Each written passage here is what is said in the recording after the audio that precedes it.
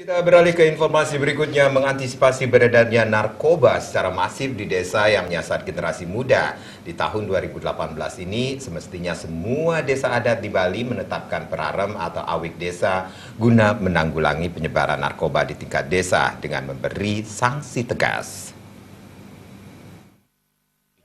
Ini kami akan mengadakan perevisian awik. Menurut Bedesa Adat Sibangkaja Ketut Narayana, pada tahun 2018 ini pihaknya akan melakukan perevisian awik-awik untuk mensinergikan program pemerintah dalam pelarangan narkoba yang dapat merusak generasi muda bangsa. Setelah awik-awik usai, Ketut Narayana mengaku jika salah satu warganya ditemukan kena dampak narkoba, pihaknya secara tegas melakukan pembinaan serta membawa ke pihak yang berwajib untuk diproses. Untuk nanti kami di Desa Adat Sibangkaja, di mana yang tahun 2018 pun ini kami akan mengadakan perevisian awik, di mana apa yang menjadi program pemerintah baik berupa larang-larangan untuk narkoba itu kami akan cantumkan nanti di dalam awik-awik yang ada di Desa Adat kami.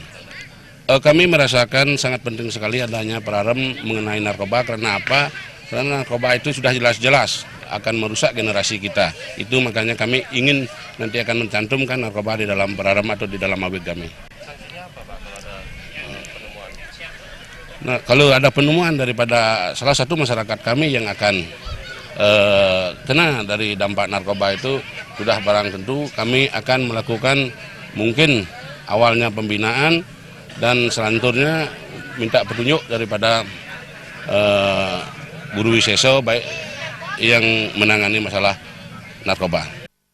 Di tahun 2018, narkoba masih menjadi pekerjaan rumah bagi bangsa ini, meski telah ada lembaga BNN serta kepolisian, namun peran dari masyarakat juga penting dalam pemberantasan narkoba di muka bumi ini. Indrawan Bali TV.